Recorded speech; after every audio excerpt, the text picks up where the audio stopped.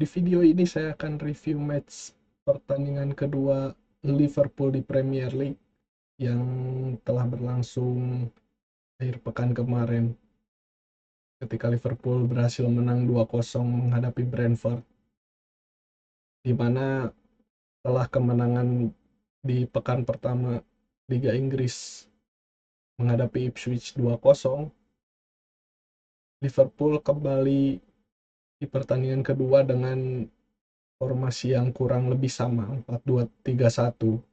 Formasi yang sama bahkan, dengan hanya merubah starting eleven dari Jurgen Kwanza yang bermain dari sejak awal pertandingan di kontra Ipswich, diganti dengan Bokonate, dan hasilnya di ketika kick off telah dimulai 10 menit awal, Liverpool berhasil menekan Brentford, walaupun beberapa kali juga Brentford ada serangan-serangan ya, walaupun tidak membahayakan Liverpool. Hingga di menit ke-13 Brentford mendapatkan momen menyerang dan gagal dimanfaatkan oleh Mo Salah. Dicuri bolanya oleh Mo Salah dan bola deflectednya disambar lagi oleh Diogo Jota. Lakukan counter attack sangat cepat sekali, melakukan passing silang kepada Luis Diaz, dan dribbling Luis Diaz yang sangat cepat juga berhasil memenangkan duel dengan kiper Brentford. Shooting on target langsung masuk ke gawang Brentford, mengubah keunggulan Liverpool 1-0. Gol yang cepat dari Liverpool. Namun setelah Liverpool unggul 1-0 pun, Brentford tetap tertekan. Ada serangan-serangan dari pemain Liverpool yang lain setelah gol tersebut, dari Mohamed Salah, dari Trent Alexander-Arnold, dari Robo, Andrew Robertson yang gagal di sepanjang hampir sampai menit kurang lebih menit 30-an. Akhirnya Liverpool menurunkan tempo serangan hingga Brentford benar-benar bisa menyerang. Ketika bola didapatkan Brentford berhasil menyerang, dan ada momen di mana shoot on target pertama, satu-satunya shoot on target Brentford di babak pertama itu hasil dari serangan mereka melewati Trent Alexander-Arnold dan Ryan Gravenberch yang telah melakukan sliding tackle, hingga tendangan pemain Brentford on target ke arah Alisson. Alisson berhasil menangkap bola tendangan on target dari Brentford. Ya, bisa diuji juga berarti pemain midfielder, defensive midfielder dari Liverpool untuk match-match selanjutnya, karena ada saya memberi catatan untuk momen serangan dari Brentford ini, di mana mereka berhasil menembus Ryan Gravenberch dan juga Trent Alexander-Arnold. Walaupun ya saya juga bilang di pertandingan pertama Ryan Gravenberch benar-benar bermain sangat apik. Bahkan di pertandingan ini pun Ryan Gravenberch bermain baik ya. Dan ini benar-benar diuji Ryan Gravenberch sebagai yang berada di posisi defensive midfielder. Ada momen dia tembus, dan akan menjadi uji coba nanti, menjadi ujian Gravenberch, karena hari Minggu nanti menghadapi MU. Benar-benar kualitas yang berbeda Man United dengan Brentford ataupun Ipswich di dua pertandingan awal ini. Dan tidak hanya untuk Gravenberch sebagai defensive midfielder, tentunya untuk semua pemain dan juga Arne Slot akan menghadapi MU nanti akan benar-benar diuji di Old Trafford. Liverpool pun bisa dibilang setelah menit 35 atau pokoknya 30-an itu terus diserang Brentford, dapat shoot dari pemain-pemain Brentford sebanyak 5 di babak pertama on target. Barusan saya sebutkan satu yang berhasil melewati Trent Alexander dan Gravenberch yang terlambat melakukan sliding tackle. Sementara Liverpool di babak pertama ada shoot 5, tembakan 5, yang on target 2. Salah satunya adalah gol dari Luis Diaz di menit ke-13. Di babak kedua pun Liverpool bermain dengan gaya yang sama ketika menghadapi Ipswich, langsung benar-benar menyerang, benar-benar ya menyerang full, melakukan pressing ketika kehilangan bola, gen press, dan hasil ada peluang dari sundulan Andrew Robertson,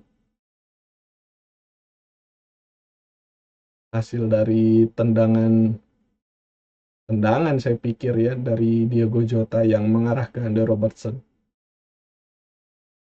Lalu juga peluang-peluang lain ada yang dari Trent Alexander-Arnold yang melakukan umpan dan bermain baik di pertandingan melawan Brentford, walaupun akhirnya diganti ya oleh Connor Bradley. Ya template pergantian pemain, Alexander-Arnold pasti diganti. Juga serangan-serangan Liverpool membuahkan hasil. 25 menit jalannya babak kedua, menit 70 Liverpool berhasil menganakkan keunggulan setelah Mo Salah berhasil memanfaatkan assist dari Luis Diaz by one dengan kiper Brentford dan berhasil menyerangkan bola di gawang Brentford 2-0. Mana Brentford ya mau tidak mau mereka harus keluar menyerang namun gagal. Ada momen mereka Brentford harus keluar ketika garis pertahanannya naik, maka itu dimanfaatkan oleh Liverpool. Ya hampir sama dengan gaya bermain Liverpool melawan Ipswich ya. Pergantian pemain pun hanya sekedar tambal sulam. Di Trent Alexander-Arnold digantikan Bradley, Gravenberch, Endo digantikan posisinya Endo, lalu Salah, Diaz, Jota digantikan oleh Gakpo dan Nunes. Satu lagi Harvey Elliott benar-benar menyerang. Brentford tidak berhasil mengembangkan permainan, walaupun memang ada serangan-serangan dari Brentford di babak kedua yang berhasil tembus sampai kotak penalti Liverpool, walaupun tidak terlalu membahayakan gawang Alisson. Ada 11 tembakan Brentford di babak kedua berbanding 19 tembakan dari Liverpool di babak kedua, 6 tambahan shoot on target di babak kedua dan hanya 1 untuk Brentford shoot on target di babak kedua. Possession benar-benar meningkat di babak kedua menjadi 62% untuk Liverpool. Ya, Liverpool secara permainan pun masih sama. Di 2 pertandingan awal ini tidak ada perubahan yang signifikan. Benar-benar memanfaatkan momen untuk mencetak gol, memanfaatkan kelengahan pertahanan. Di 2 pertandingan pertama Liverpool mencetak gol benar-benar memanfaatkan lengahnya pertahanan musuh, atau ketika garis pertahanan terakhir musuhnya cukup naik, itu benar-benar dimanfaatkan terutama oleh Mohamed Salah yang berhasil mencetak 2 gol di 2 pertandingan awal Liga Inggris, dan juga striker lain Jota dan juga Diaz, semuanya adalah gol-gol dari pemain depan. Ini pertandingan ini juga walaupun secara man of the match secara ofisial jatuh kepada Mohamed Salah, tapi saya pikir kredit besar harus diberikan juga kepada Luis Diaz yang memberikan 1 assist dan 1 gol pertandingan melawan Brentford ini. Ya benar-benar gaya bermain yang sama dari Arne Slot, tidak ada perubahan, dan apakah permainan dua pertandingan dengan gaya bermain yang sama ini akan work juga ketika menghadapi United hari Minggu? Saya sih berharap ya, namun United juga tidak boleh diremehkan karena meskipun dalam kondisi yang kurang begitu baik pasca kekalahan menghadapi Brighton, tapi laga derby nanti ya benar-benar about gengsi juga gitu. Tidak akan semudah itu MU akan kalah. Ya dari prediksi saya bahkan Liverpool paling besar hanya akan membawa pulang 1 poin dari Old Trafford meskipun United dalam kondisi sekarang ini. Nah, apapun masih bisa terjadi. Liverpool yang musim lalu udah unggul 1-0 di pertemuan terakhir ya di Premier League, itu bisa ke comeback 2-1 hanya dalam waktu beberapa menit. Di gol pertama lewat Maino, saya ingat itu, dan juga Anthony. Ya, semoga ya hal musim lalu tidak terulang untuk Liverpool karena tidak berhasil mendapatkan 3 poin, tidak pernah berhasil mendapatkan kemenangan di musim lalu ketika menghadapi MU. Semoga berubah di musim ini dengan pelatih Arne Slot yang baru.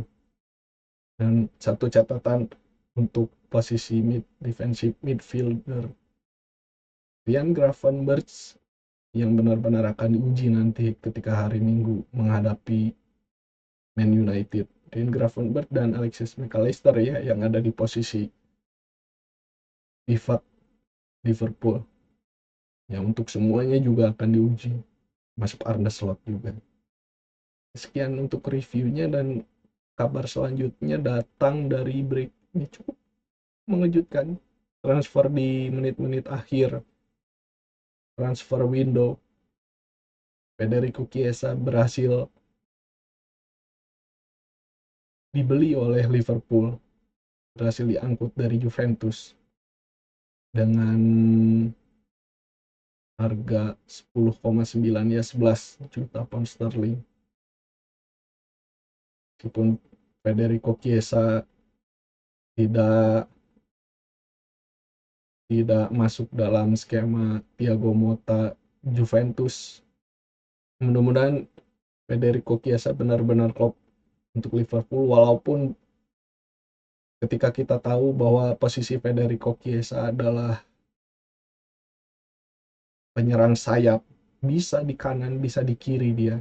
Kadang juga saya melihat gol-gol dia di Juventus itu kadang bisa ada di tengah, kadang bisa ada di kiri, bisa di kanan, sesuai dengan gaya bermain Liverpool yang bisa mencetak penyerang-penyerang mereka bisa mencetak gol dari segala arah.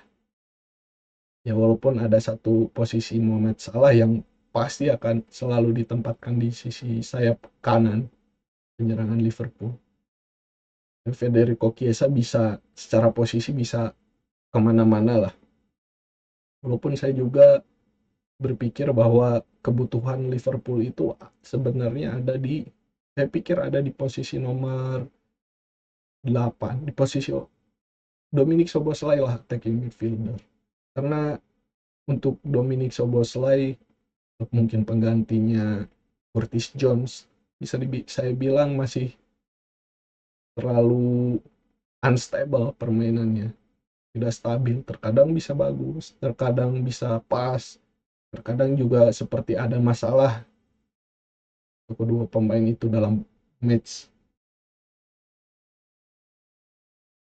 Mudah-mudahan ya Federico Chiesa mungkin akan langsung beradu dengan Luis Diaz bila akan ada di posisi kiri. Luis Diaz, Cody Gakpo juga bisa ada di situ.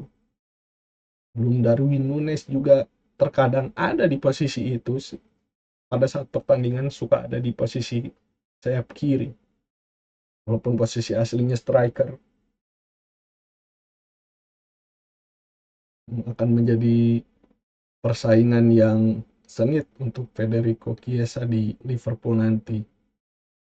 Belum ada info resmi, saya belum lihat Instagram atau apa, sih coba lihat dulu apakah Liverpool sudah mengumumkan Federico Chiesa. Ya, belum ada info dari Federico Chiesa di Liverpool. Mungkin masih belum ada tes karena belum melewati tes kesehatan baru Dondil yang kabarnya sudah ada sejak beberapa jam yang lalu.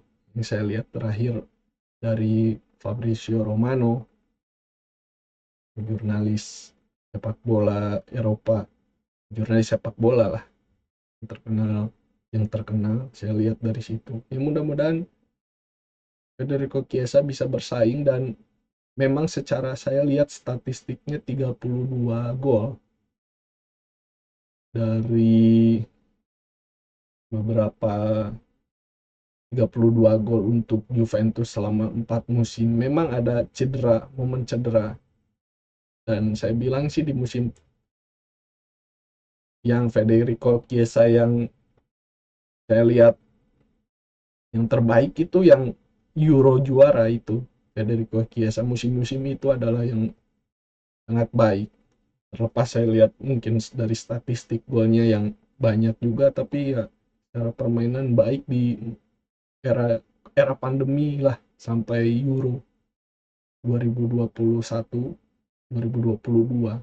Itu adalah momen terbaik Chiesa, walaupun cukup menurun saya pikir di akhir musim kemarin, ya terbentur karena ada momen cedera juga. Tapi dengan harga transfer yang bisa dibilang cukup sangat pas untuk Liverpool, ya ya untuk Federico Chiesa gitu, di transfer hanya 11 juta pound sterling, ya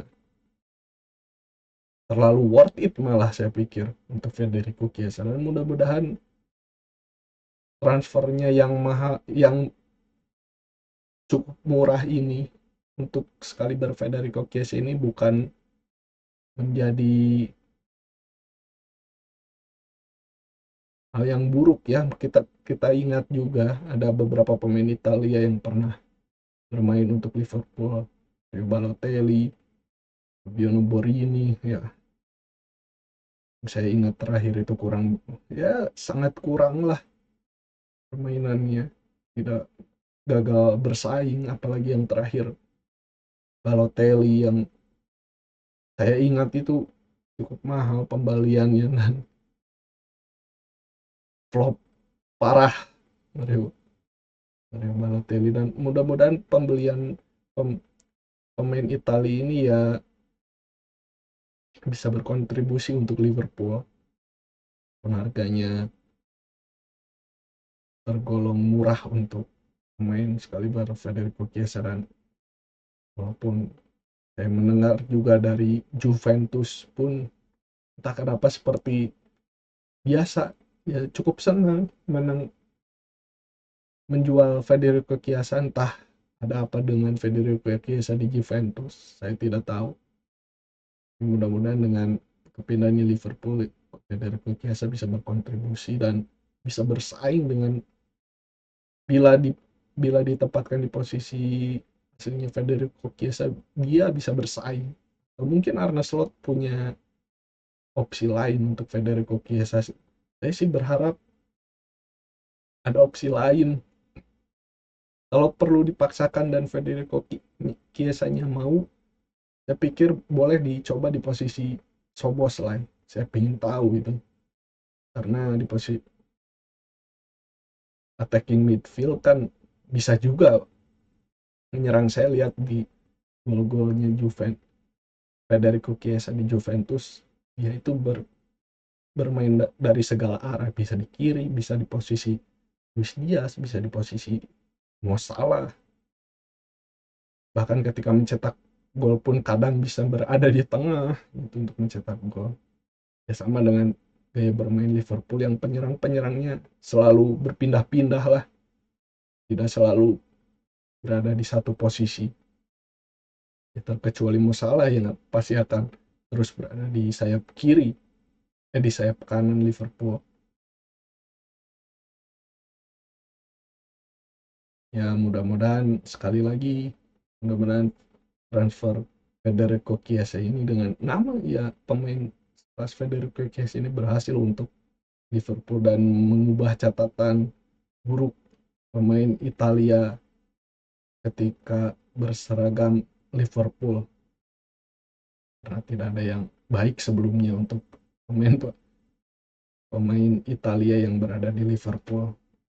Ya, mungkin sekian review dan berita tentang transfer Federico Chiesa ya. Kita bertemu lagi bila tidak ada halangan besok di drawing Liga Champions, karena ada sesuatu yang baru di Liga Champions musim depan yang mungkin banyak yang sudah tahu juga, mulai jam 11 malam jika tidak ada halangan besok. Dan juga live reaction United melawan Liverpool hari Minggu jam 11 malam.